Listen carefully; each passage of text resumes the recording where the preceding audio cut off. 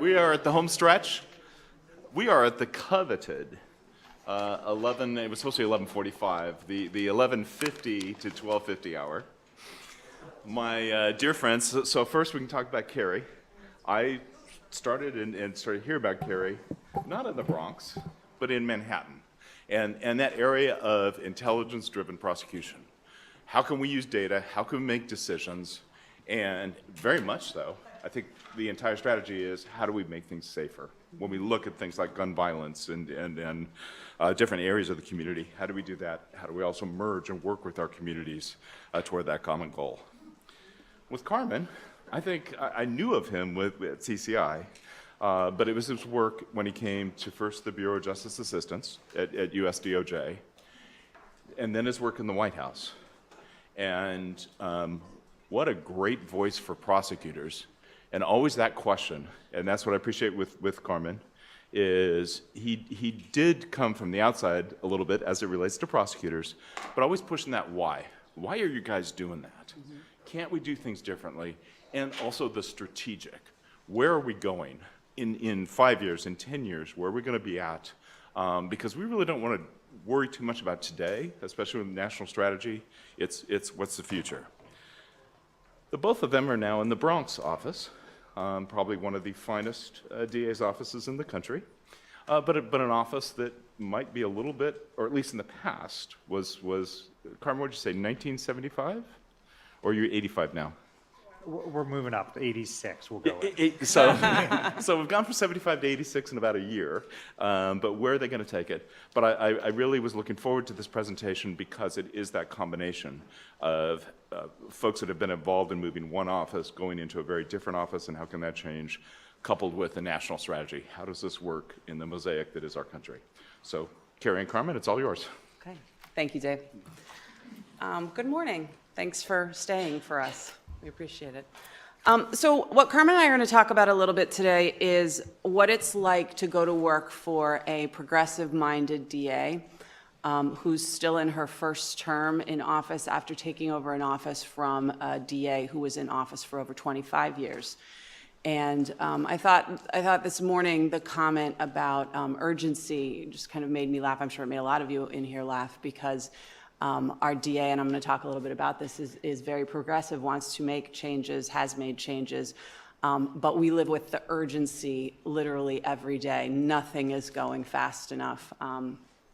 Nothing that we want to do can be implemented as quickly as we want to implement it. I'm sure you all feel this. You have a great idea, it completely makes sense, you know how to get there, and then months later you're still working on it. So that's really what we're going to talk about today, what it's like to have the vision, and DA Clark has the vision, and have the office and the crime in your jurisdiction, and to want to do it, but the urgency of now is really bearing down, and it's in an office that it's infrastructure, both data infrastructure and just organization, if you will, is really not set up for the changes that you want to make. So a little bit of background, just in case people aren't as familiar with the Bronx. We have about 1.4 million residents, 57 square miles. We are connected to Manhattan and Queens. I'm sure, as everybody knows, there are 5 DA's offices in New York City. We are one of them. They all have their own elected DA, but we work with basically one law enforcement partner, NYPD. You can see a little bit about our median income. What's important to know really is that we have a community that struggles in terms of having a large percentage or significant percentage who are impoverished. And so what's our crime like? You can see from the slide, we have some year-to-date information right there now. What's interesting about the data that you see up there is where we've come from the past. So we have about 17% of the city's population, but we have about 21% of major crime.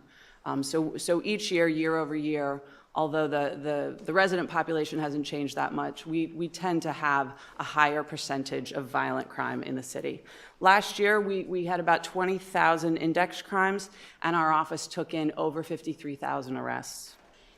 The chart that you see at the bottom shows our homicides. So in 2000, we had 190 homicides. We had 72 last year. That was a 62% decline, and that's really remarkable. I mean, it's truly like, I almost feel like when we talk about this, you have to pause for a minute. It's truly remarkable to have had 72 homicides. Unfortunately, we're already beyond that, so last year, right now, is kind of our record year. But to put that in context, you know, when people talk about the amazing crime decline in New York City, we always go back to the early 1990s. You know, 1990, New York City had over 2,000 homicides. We had almost 550 in the Bronx that year. You know, in 2000, when the crime decline was already, you know, in swing, there were 673 homicides in New York City, and there were only 292. We went under the 300 mark for the first time last year. So it really, truly has been a big crime decline, but the Bronx still has a lot of violent crime. We had 75 true homicides, over 75 already year to date. You can see what our non-fatal shootings look like, hundreds. And so we have some work to do, and this is really where we're putting most of our effort. So you can see a picture of DA Clark. As I said, she's in her first term. We are the 5th largest prosecutor's office in the country. We have a little over 550 lawyers and 500 support staff. We are going to talk about the challenges of progress and really kind of get into the weeds. Happy to hear questions about that as we go along, and honestly, happy to hear ideas as well. But it is really amazing what DA Clark has managed to do already in just these 3 years. So the structure of the Bronx DA's office really hadn't changed much in the 25 years. It was a horizontal office. The prior DA didn't keep a computer on his desk. There are real data challenges. Since she's been in office, she has taken the office vertically. So we are now a fully vertical misdemeanor through felonies office. We believe in vertical prosecution. It reduces delays. We believe it's more responsive to the community. We believe that those cases are infused with intelligence by the same ADA having them through. She created a crime strategies unit, which if you've seen me talk before, you know I feel really strongly about, having been the chief of CSU in Manhattan. We did have a unit in the office prior to DA Clark taking office that was called the Crime Strategies Case Enhancement Unit. And I think it's important to note the change in title because it's a topic for a longer conversation, but crime strategies shouldn't just be about enhancing cases, right? It should be justice, it should be community outreach, it should be lowering crime by doing the right thing. DA Clark's mission statement is pursuing justice with integrity. So one of the things she's done is changed Crime Strategies Case Enhancement Unit to CSU. She's also started an Alternatives to Incarceration Bureau, a conviction integrity unit. The Bronx is charged with, we have jurisdiction over all the crimes that occur in Rikers Island. And so that includes obviously inmate on inmate violence and anything having to do with correction officers, either violence against corrections officer or corrections officers committing crimes. Surprisingly, I think, that those were just kind of coming into the office. She's created a Rikers Island Prosecution Bureau. We have undertaken bail reform. We are currently undertaking a full audit, if you will, policy, sea change around misdemeanor charging. We now have a reentry initiative, and we've started a technical investigations unit to kind of bring up our office's capability of having evidence from cell phones, hard drives, video footage from the community, all the technical things that we'll get a little bit more into detail about. But I think what's notable and why I wanted to list for you all of those changes is when we started working on this presentation and I listed out what has happened in 3 years of a change in administration, it struck me that I was about to talk about all the challenges Carmen and I faced in getting to the path where we want to be. And then I started listing the changes that have already been made, and I was stunned that in 3 years you can move an office like this. I mean, I can tell you, I've been there 9 months, so I wasn't even in the office when she turned the office vertically. I will say I've been there long enough to see that it's like moving a battleship. It has just been extremely hard. It's for the right reason. As you can imagine, there's been some level of pushback, and we're staying the course. She's committed to it, and it's going to take a fairly long time, but this is where we're heading. So I want to pause here. How many of you in the audience have a arrest alert system in your office? Someone's One, maybe two. And how many of you have a case management system? How many of you have an off-the-shelf case management system? I mean, you bought a product from a tech company and just implemented it? One or two. So Carrie and I come into the office. I have been there a little bit over a year, almost 2 years at this point. And we come in knowing that the technology within the office is not 21st century, but we were unaware of the technology that was, as Dave made a joke, 1986. We have all of our technology since the previous DA has been in office has been homegrown or has been built with a 3 or 4 person IT department. What that means is that when the systems, the tech that was built 15 years ago would serve the purpose of managing cases so that attorneys were not using spreadsheets, were not writing down their cases for their bureau chiefs on a clipboard and then posting in the office. But that has left us, as we're trying to advance the office into the 21st century, without the analytical and technical capabilities to really think through what we're doing and using data to drive policy. That presents 2 challenges. So we have, what you see here is a screenshot of our case management system, which literally just lists cases. That's helpful for one reason, because you can see all of your cases that are assigned to each individual DA, but we can't analyze what we are doing within our own office with accuracy. That requires us to then rely on other stakeholders and partners' data within the criminal justice system, such as the Office of Court Administration, the police department. We have an overarching agency, which many of your states do. It's the Criminal Justice Coordinating Council, or the state administering agency. We in New York call it the Division of Criminal Justice Service. They have additional data. We rely on our partners in the defense bar to help us provide data. But when you look at all that data, none of it matches. So I can't today tell you with good 100% accuracy or betting or gambling on it that we know how many cases that have come into our office, how many cases have been disposed, how many have pled guilty versus been found not guilty. When you're trying to create policy, the DA, as Carrie mentioned, is very progressive. She really wants to push the envelope, look at issues such as bail reform, look at issues such as alternative to incarceration, which fall within Carrie and my portfolio. But how can you have those conversations? How can you begin to work with your partners in the police department when you can't even look at your data and say, 700 people have been arrested this year for low-level drug possession?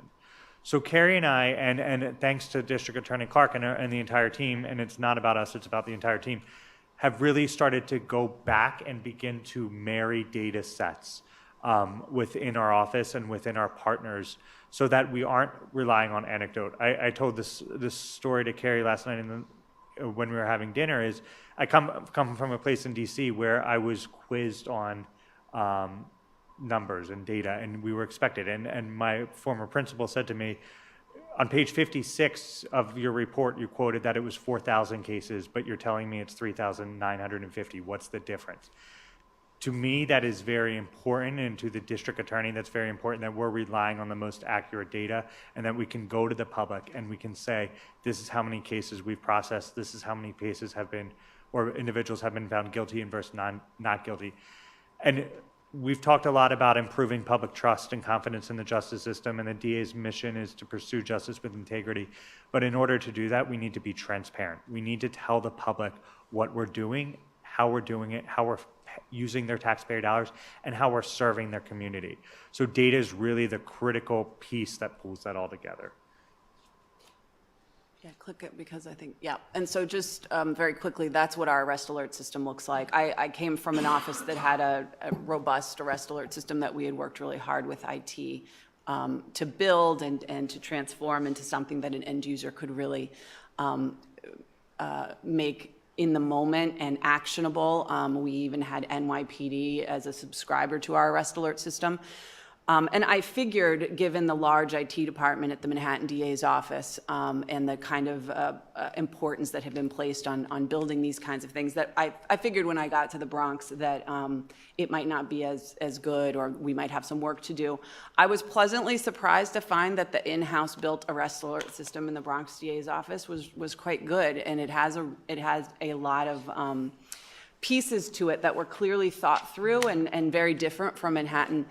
What was interesting is that it wasn't being utilized effectively at all. And there were parts of it that weren't being utilized at all. I mean, literally there are like these notes sections where you can add in why a person might be important to you. And you can link it to things, and just it wasn't used at all. So there's also this interesting back and forth between, sure, you might need tech, but then if you build tech and you don't use it effectively, or if it's not actionable, then what's the point? So we have this arrest alert system, and people were getting arrest alerts via email, and they were deleting them because they weren't meaningful, and they had no idea why they were getting it. And so we've really worked hard on saying, if we have arrest alerts and we don't want to fill people's email boxes up with interesting information, but instead actionable information, what does that look like? Who are you subscribing to that? What does it look like? So I think it's a two-pronged approach. And then just kind of the last thing I'll note on this slide is where you see the anecdotes bullet. If you're in an office that doesn't trust its data or isn't data-driven, and our DA is extremely data-driven, she's not going to set a policy and not ask for what has been going on. What did we do in 2017? What did we do in 2016 to support this? Then unfortunately, policy becomes anecdotal. Then you've got a bunch of people sitting around a meeting talking about what disposition the office routinely gets on this crime. And I've been in enough of those meetings in both offices to know that if you can really drill down on the data, those anecdotes are almost always wrong. They are maybe set in policy everybody wants to believe is followed, but we have 500 lawyers, we have tons of supervisors. Obviously, crime incidences have fact patterns that are different, and so we are all on the same page in the Bronx DA's office about this, is that these progressive policies that she has set in place or that she wants to set in place, they have to be data-driven, and they have to be data-driven with data that you actually trust. And before we move, one last thing to the slide is I want you to remember this arrest alert system, because a lot of the initiatives that Carrie and I are going to talk about today would not be possible, or we could not provide the services that we want without the arrest alert system. So we'll come back to that. So it's not all doom and gloom. We have made huge strides, and I think that's because the philosophy of the office is to progress and to build some of these things. And back to what DA Krasner said, it's urgent. We need to be doing it. And so these are just a few examples of what we've been doing really in kind of like the last year and a half. At the top, you see a map with a whole bunch of icons on it, the colorful one. That's something that literally went live last month. We did not have the tech in the office to really do this. I'll explain what it is, but one of the ways that we have started working hard on data plus policy plus tools to our ADAs and support staff is by hiring analysts. I've talked about analysts before, if you've heard me talk about crime analysts, but really it goes back to the idea that they're just these whiz kids that get out of college.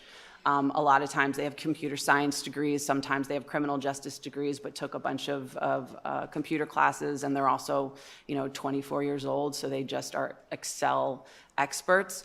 But hiring them and really kind of explaining the criminal justice system and then saying, but this is what we need to build. How do we do this? Can you investigate what platform we would do it on? That map is a picture of what we call Bronx cams. It is a growing, we just went live, but it is a growing map, interactive map that is now live to the entire office, where you can hover over an area and see what known recording cameras exist there. And right now, I think we have a little under 1,000. It's growing exponentially each week, but because the way we married that up is that the video also reports to Carmen and I. And so all the video techs in the office who take the videotape statements or go out and videotape a crime scene, they're also charged with going out to our private community partners and downloading footage when we learn that a crime has been captured on a camera. And so we married up this tech with the fact that they should be going out with some kind of an app or a form that they fill out in order to meet those ADA needs for the investigation and, of course, the disclosure obligations, but it can also hit this third point where now you've identified that Chase Bank has a working camera. We know it loops in 30 days. We know what directionability it's capturing. They fill out this form, and that feeds into this camera system. So it is going to be populating as we build cases.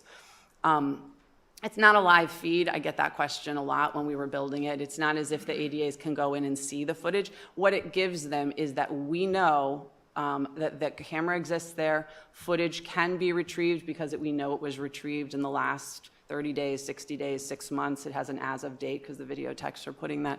And so now, hopefully, you can get the retrieval or issue a subpoena in a time that it's not going to be deleted.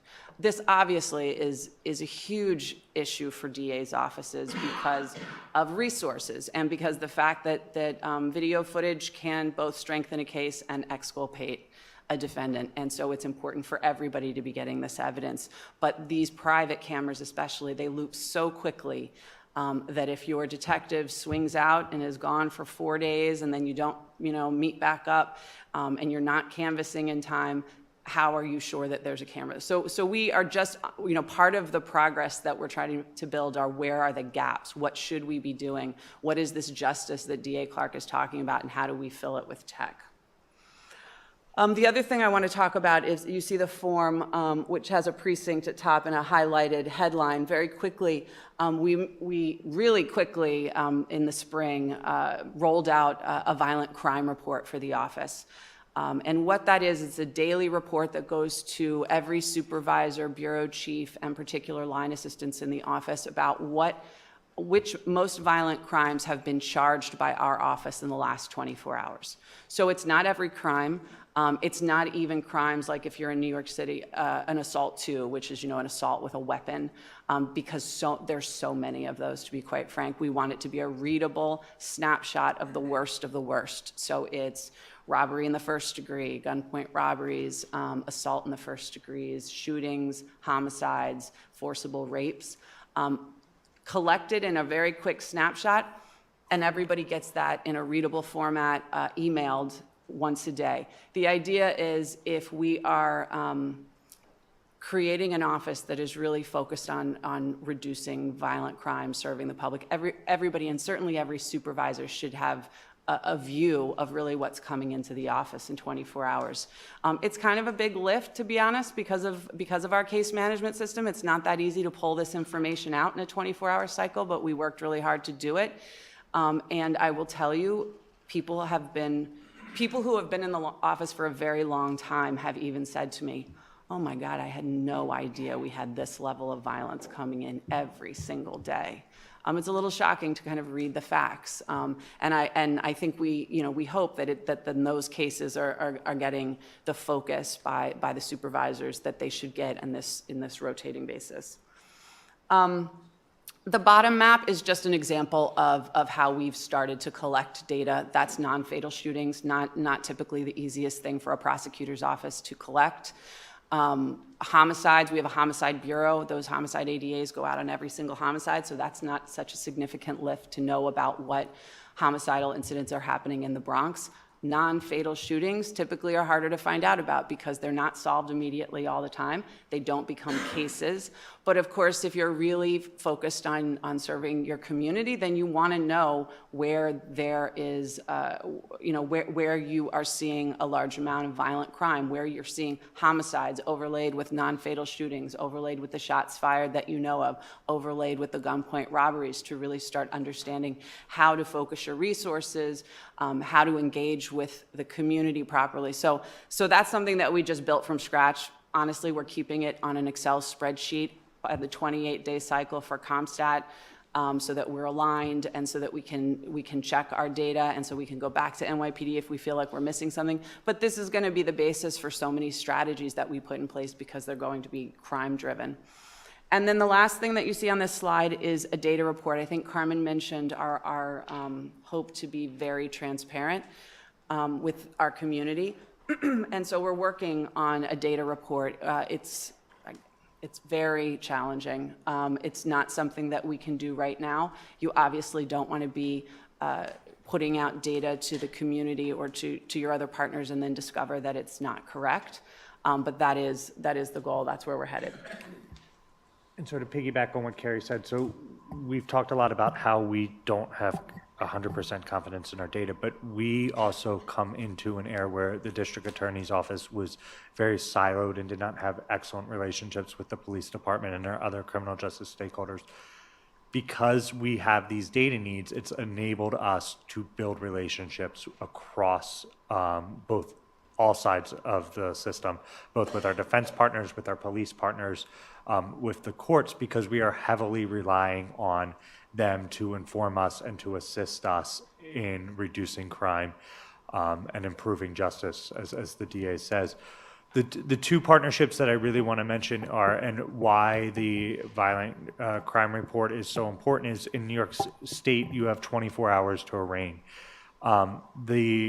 From arrest to arraignment time, averages about 18 to 20 hours, depending on the day, depending on the volume. But this report really helps our supervisors say, oh, this individual is charged, oh, these are the facts of the case, and helps build our relationship with the police department, because we have in previous administrations, we have a very high, what we call a decline to prosecute rate, the highest in the city. We are now able to catch cases prior to them being arraigned or dismissed, and really go back to the police department and say, this is what we need to proceed. This is why we cannot proceed. Can we help out in this area, et cetera. The other piece that Carrie mentioned is hiring really good whiz kids.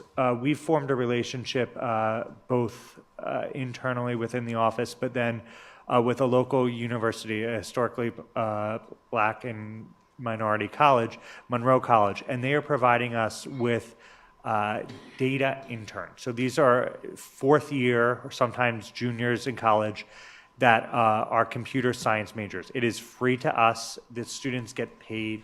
They come and they complete a 6 to 9 month internship. I think our one has stayed longer than that. And we give them a project. They're assigned a mentor through their university that helps them with all the technology. And then we, as the end user, say to them, this is what we want. Can you build it for us? And then they go back to their university. Their mentor helps them code. We then put it into our system or into our network. This didn't cost us anything. It helped. The only way we did this was by building a relationship with the local university. But the outcomes have been tremendous. We created Bronx CAMs. We created the Violent Crime Report. We were able to analyze and start really focusing on a data report through the partnerships and relationships that we built with the local university as well as our police department. So to go back to something Carmen said and asked everybody if they had case management systems. Our case management system is in-house, as Carmen mentioned. It's really just a system that helps you know which line ADA has which case, what it's, what's charged and where in the criminal justice process it is. It has this nice feature to it that I'm not used to, having come from Manhattan, where you can actually embed documents within it. So I think most prosecutors' offices, certainly those that I've been in contact with, kind of have buckets of information, right? You have the database where in your complaint room you draft the cases, and then you have your case management system where it kind of plugs to after arraignment, or maybe at the time of arraignment, but now it's an active case in your office. And then you have any other database that you ever wanted to build, but everything is its own siloed bucket. What's nice about our in-house built case management system is that documents are actually linked up in it. So if I open up a robbery in our case management system, I can see that it's assigned to Carmen, that it's post-arraignment, and then I can go into a toggle screen and actually see his complaint, the summary of the case, the body-worn camera footage, everything is linked in there. That's great. The bad part is that's the extent of what that case management can do. It's can't do any analytics. It's really just the progress of the case in the system. Our disposition data comes from our courts. We don't currently have we have a couple of people like in arraignment. We don't have people sitting in every courtroom taking down the disposition. So we can't rely on the disposition. You know, there's not, you know how complicated dispositions are, right? It's like a 6-month jail, probation split, or you're gonna get a conditional discharge and this is the condition of your discharge. It's more complicated and that's not being captured. So it's very hard for us to really analyze dispositions in bulk form right now. The off-the-shelf software tools are just like mind-blowing at this time. So I know Denver raised their hand, and I think they're working with Journal. We've had eProsecutor in come show us a demo. I know Seattle has Carpel. We've had them come in. If you haven't done that, because you know they're expensive, who can afford them, just do it, because I loved having a full executive team meeting, and then we invited a whole bunch of other people for them to overview the demo so that everybody's minds could be blown. I mean, you are taking 5 or 6 in-house built databases in your offices, and and a company is coming in to show you how they're going to put it all in one place where you can just click through, and then you go to the page where it gives you a bar chart and a beautiful pie chart. Obviously we don't have it yet. Anybody have any idea about where we can get $2 or $3 million? We'll implement it like right now. But when we get there, and that's where we need to be, it's going to be a game changer. And so that's just something to look forward to. Yeah, I'll start. So innovation and increasing public safety. So this goes back to again, we have some challenges, but we're moving very fast. It's very urgent, and the DA has this mission of obviously doing the best we can for the community, the most justice. So some of the other things that we have going on right now, it's a very boring gray and white form that you see there. But we are doing focused prosecutions, and when we are arraigning cases in 18 to 19 hours, it's very hard to know who has been arrested. So we have crime analysts, if you will, doing workups on particular defendants. We have really spent a lot of time over the last 6 months building a relationship with the NYPD. Who are our crime drivers? What does that mean? What do we already know about this person? With the vertical structure in place and with the speed with which we're arraigning cases, what is a snapshot of their criminal history, potentially their juvenile history, potentially their social networking footprint, publicly focused. How can we really be ready to do the right thing in that case? Or we also, I should mention, we have a very young office. The average age of the ADA, line ADA in the Bronx DA's office right now is about 3.5 years. So we also want to put things in place that make it possible for particular and fairly few significant defendants to get a second look in the office, since they might be being, critical legal decisions might be being made by people who've been in the office between 6 months and 2 years. If you've got a real crime driver coming in, no matter what the charge is, this might be a moment in time to have somebody with more experience taking a look at it. And so we're pivoting our resources, our data, and now our relationship building that we've done to kind of give those particular people a snapshot so that we can take a good, quick look. So the second bullet there, the opioid overdose and the opioid epidemic, it's throughout the country we're facing an epidemic and a crisis related to opioids. The district attorney speaks a lot, and it's very interesting within our first couple of weeks working in the Bronx DA's office is how different the epidemic is in the Bronx. The opioids, if you look across the borough to Staten Island, the population that is overdosing there is 20 years old, 25 years old. It's young white men. In the Bronx, the average person that overdoses is 45 years old and has been addicted since the Vietnam War era. When District Attorney Clark came into office, she really wanted to focus on this as one of her policy platforms. Growing up in one of the housing developments, the Soundview projects, she saw firsthand how the opioid and the heroin epidemic crushed the community and how it's still happening here. If we were a state, if the Bronx was lined up as one of the 50 states, we would have the 17th highest overdose rate in the country. 345 people died last year of an opioid overdose. The average number of times that person was arrested was 7.42. So we were able to analyze data coming from our partners, from the Office of the Medical Examiner, from the police department, and really look at who was overdosing in our county and what their history was, and then started to develop a strategy. So the first thing that we did was the district attorney pulled together a working group of everybody from the police department to the fire department to our partners at the Defense Bar, the Bronx Defenders, as well as legal aid services, the courts. But then she brought in every hospital and healthcare provider in the county and said, what is everybody doing in the Bronx? And where can we focus our efforts? Because unlike in other jurisdictions where we may be able to give a naloxone kit or we may be able to give some education, these people that are overdosing have gone through treatment on average 9 times and are still overdosing. And where are we missing them?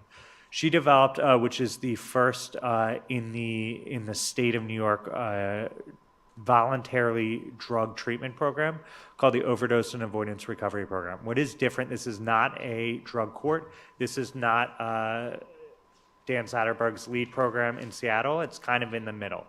If you are arrested for drug possession in the Bronx, we assess you for risk of overdose using a scale that the New York University created for us, basically looking at are you currently using opioids? Have you overdosed in the last 6 months? Have you been in the hospital?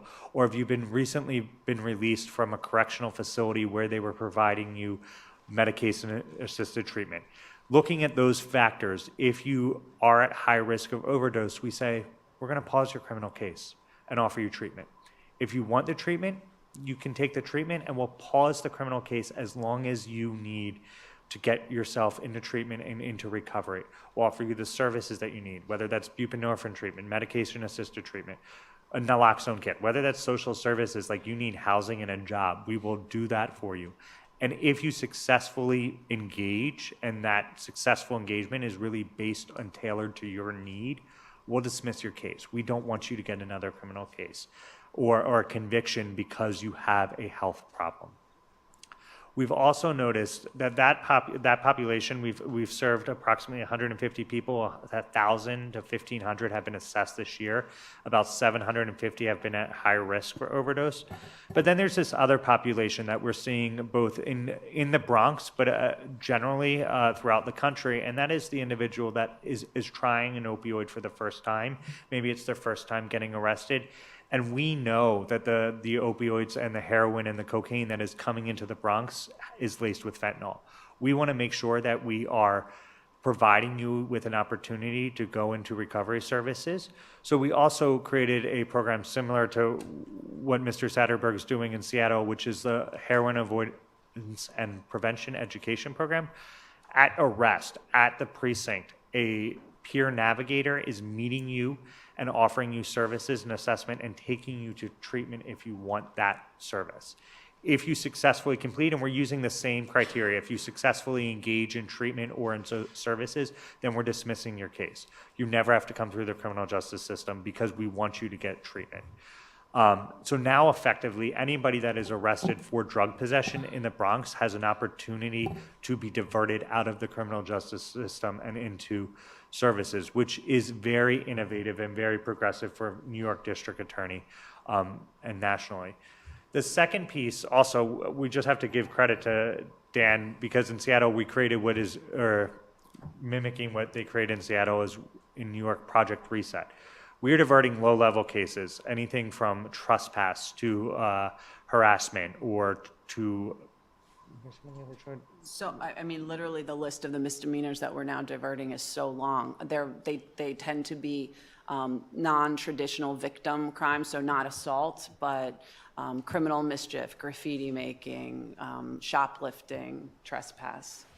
And we're diverting you into a restorative justice circle where your community is able, a group of community members is able to meet with a group of defendants and talk to you about the harms that are happening because of your actions in the community, and work through with you a plan of how you're going to create or repair the harm that you've created to the community.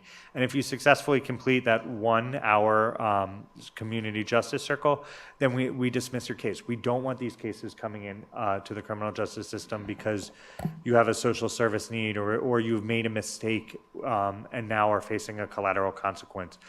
And that is also reducing the criminal caseload of our assistants in the office. We have approximately 1,500 to 2,000 of these cases that could be screened into a Project Reset circle every year. That's another 3 to 5 cases that's off at ADA's desk. So I just want to add something about these community circles. So obviously it follows a restorative justice plan, and we were piloting it. We are still piloting, but we're about to expand it Bronx-wide. We were piloting it in particular precincts. I went to a 5-hour training on last Friday, a week ago today, and everybody in the training was either a prosecutor, a defense attorney, or a police officer, because these are our stakeholders really, as we imagine going full borough. And there was a lot of skepticism in the room. Beginning to end, it ultimately takes about 2 hours for the defendant to complete the circle and ultimately get their case dismissed. And so there were people in the room that were saying, I don't really see how if you just do this for 2 hours, it equals a dismissal, or that the fact that you've never been arrested kind of.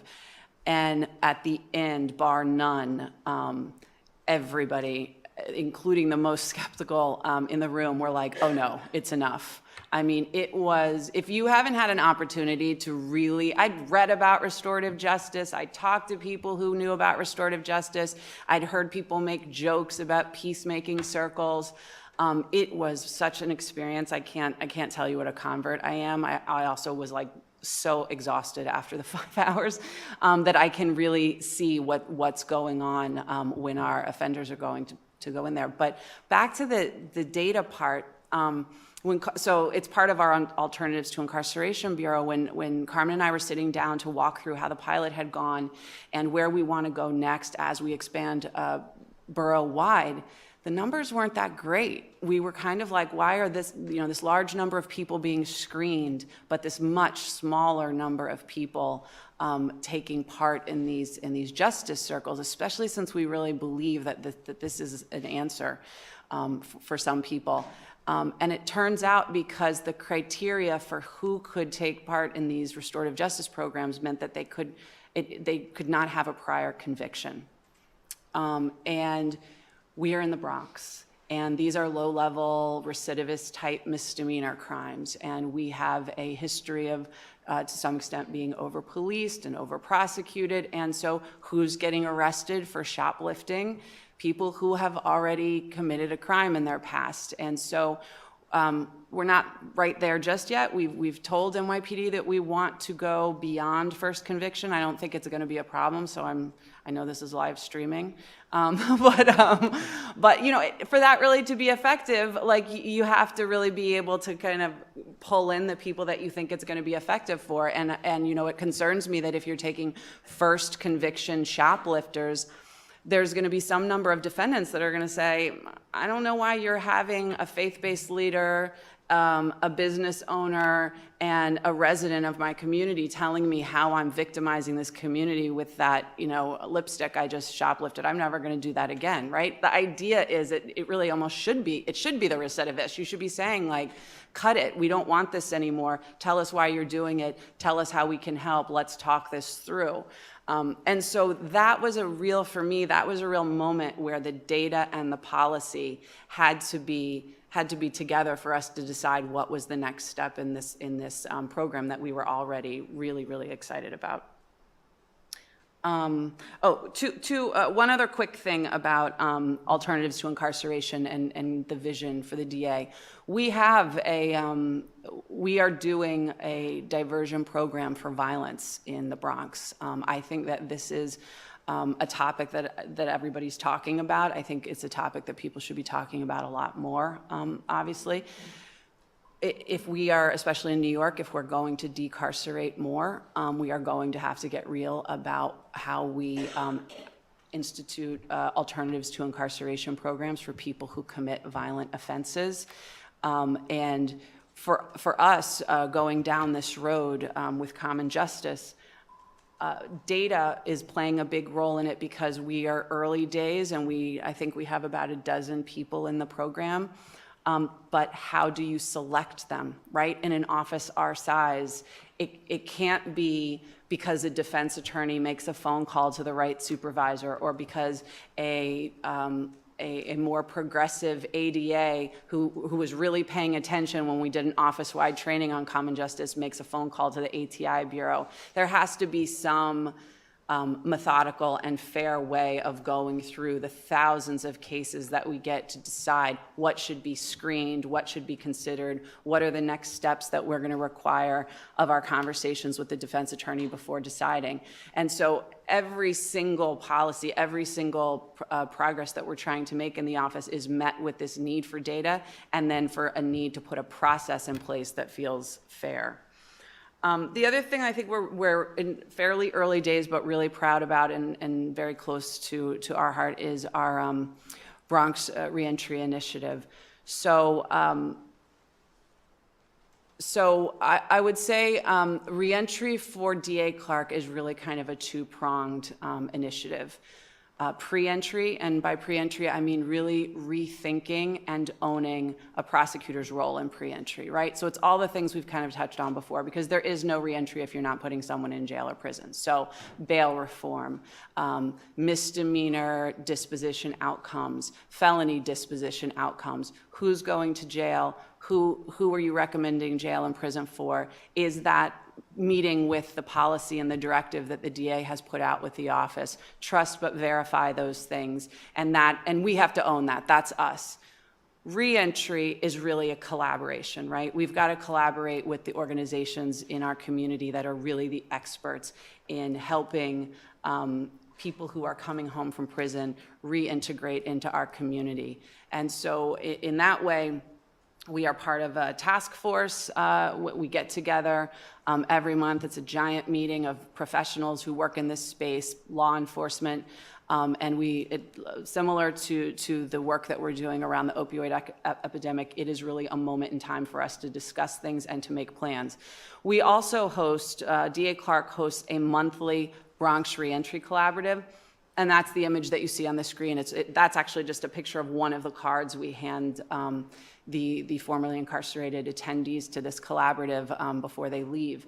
And in essence, it is a welcome home, right? Nobody is going to do well in our community if they come home and are basically told they're ex-cons.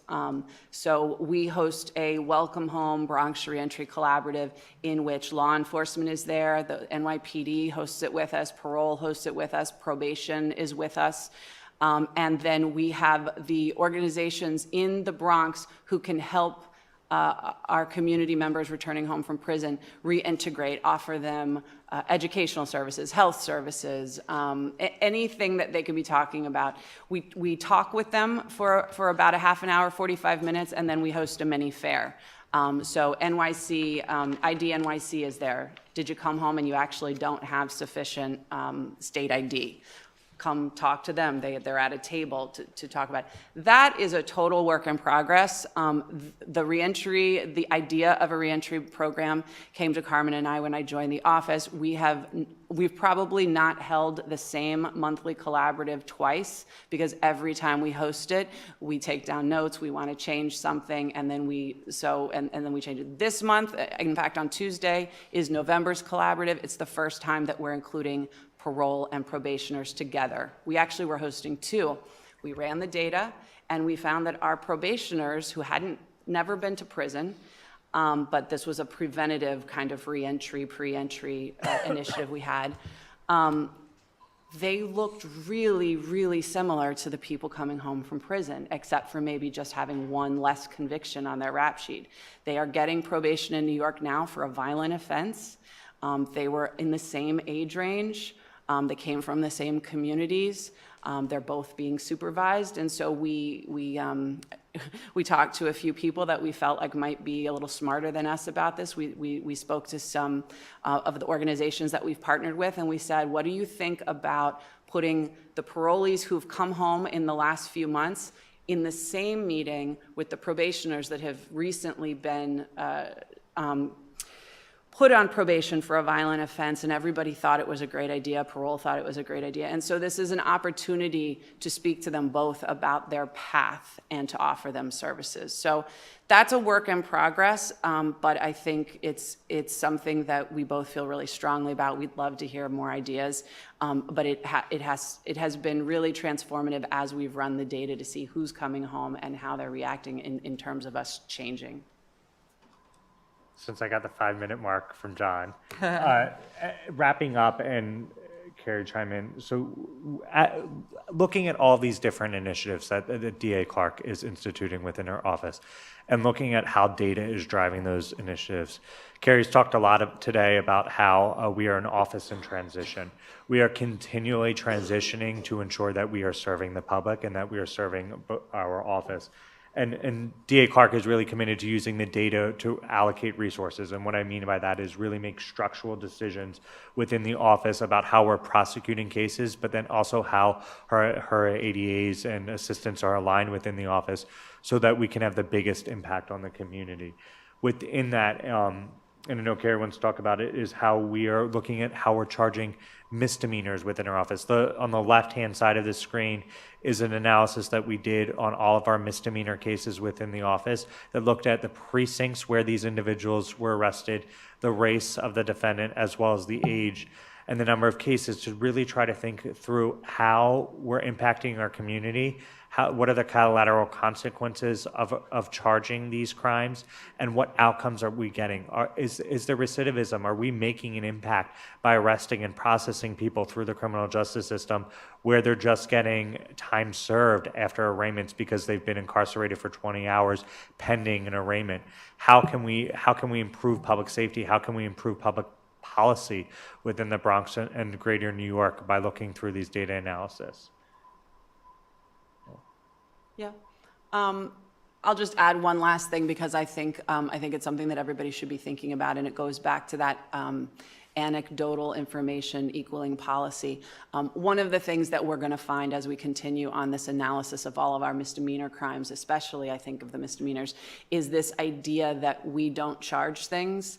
All of the offices will say that. For years, the Bronx did not charge a lot of crimes that other offices in New York City charged. Things like 2 feet up on a subway, crazy things. And that have now become this movement towards, criminal justice reform. And, we took a look and we were like, oh, we haven't charged those in years. Yay, we lead criminal justice reform. But there were a lot of anecdotal stories of things we also don't charge. And so far, and it's early days, but so far, that's not exactly true.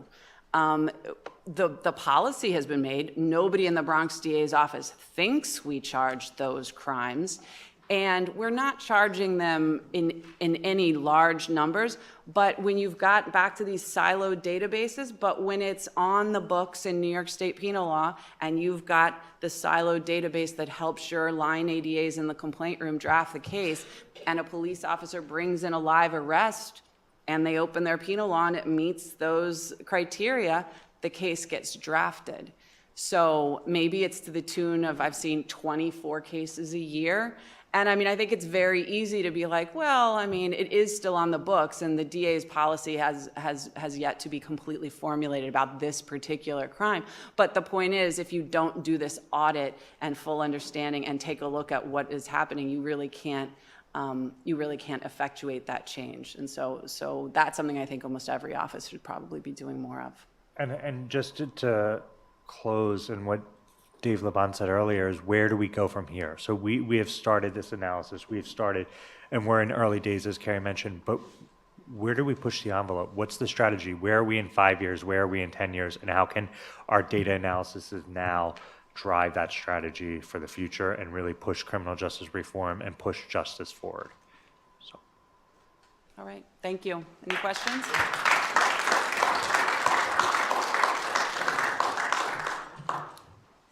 See, I knew they could take it home. Thanks, Dave.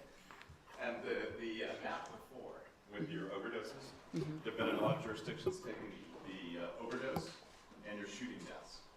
And those heat maps are pretty much in sync. So it's something to think about, where are your particular crime areas, and what does it all mean? I think at this point, we're looking at the job. We're wrapping up, right, my friend? On behalf of APA, I want to say for everyone, thank you for what you were willing to do, be a part of this. To our speakers, for those willing to travel long and far and take things like a red eye to get here and be a part of the program. Everyone's a volunteer, and we really, really appreciate it. Thank you. At the staff level, I want Angel to please stand up. So many of you first started communicating about this conference with Nikki on my staff. APA has had a rash of pregnancies, and so 2 weeks ago, a rash. I don't know what's causing it. This is baby number 7 for us. Still, we're always the last to know. But anyway, Nikki has now, and you've probably started to see things from Ursula, but the one person who has been consistent through all this here for the last couple of days, and look for her as far as materials and things you want out is Angel. So Angel, we cannot do it without you. And then on the APA side, Dan Satterberg was the one who kind of started us all out with the keynote and getting us moved. I'd like, you've heard me talk a lot, I'd like Dan to just kind of take us home a little bit before we return it back to Penn. Thank you. I just wanted to say, this once again was a very useful exercise to hear you all. We're very sloppy in our language sometimes because we talk about the criminal justice system like it's some monolithic structure, but in fact there are 3,000 counties in America, 50 states, the federal system. There's at least 3,000 different criminal justice systems, and we heard a little bit about the struggles in each one, or at least the represented ones here. Issues that affect us all, like data and technology and conviction integrity and officer-involved shootings and reducing minor offenses, the kind of at the front end being a part of the quality control about what comes into your system, body-worn cameras, recorded interrogations, the modernization of the Bronx office, which was a fantastic story and could be a whole probably conference in and of itself. So what I do appreciate, in addition to this fabulous place, is the interdisciplinary structure of this. Too often we, as prosecutors, find ourselves in rooms with other prosecutors, and we don't challenge ourselves. And so to have academics, to have members of the criminal defense bar, to have federal prosecutors, city attorneys, county prosecutors, and the Innocence Project here was, I think, really made it a richer experience for all of us, better conversations at the break and at dinner, and to challenge us. And the third thing I was really interested to see last night was that the drivers in Philadelphia are just as bad as the drivers in Seattle when it snows just a little bit. And I was invited to speak to D.A. Krasner's office, and I even had a police escort bringing me back home, and after 45 minutes and going 3 blocks, I said, you just got to let me out. I'll walk the rest of the way. But I want to thank John and his crew and for the 5th, and I'm looking forward to the 6th, whenever that 6th annual happens. I think that we leave here, though, with a sense that we do have the power, working together, working in our own communities, to shape our own individual, unique criminal justice system back home, and to shape it in the way that reflects our own values, reflects the people that we serve, and that we can come back and share next year the things that we're doing and take a few good ideas back home. And it's what makes the dynamic nature of our work is what makes it so interesting and so rewarding. So I want to thank you for hosting us here, and thank you, David, and thank you all for coming.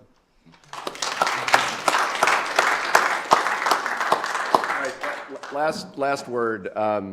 is just one of gratitude to all of you. I have a pretty simplistic metric for, we'll send a survey out to asking for your evaluations, but I have a pretty simplistic metric for whether one of these has been successful, and it's, did I have a good time? So, you know, I learned a tremendous amount. It was wonderful for you guys to be here. We really appreciate you sharing your time, your knowledge, your candor. And as long as I'm being grateful for things, Paul and Ross, your assistance has been great, but there's a team of probably 20 people here at the law school that helped to put this on. Anna Gavin, who I think all of you have connected with at one point or another, is absolutely indispensable to us. Brittany Kiesling here has helped a tremendous amount. The tech folks, the webcam people, the people who make the note cards, I mean, everything, it's just really a team of people. So when everybody says thank you to me, you're really saying thank you to about 25 people, and I and my colleagues are really in their debt, because I can't tell you how many times people say, oh my gosh, you guys do such a great job, and I'm like, oh, I certainly do. So anyway, thank you very much. If you need lunch recommendations or help with transit, you know, we'll be here, and we really appreciate your coming, and we look forward to the next time we get the opportunity to learn from you and spend time with you. Thanks very much.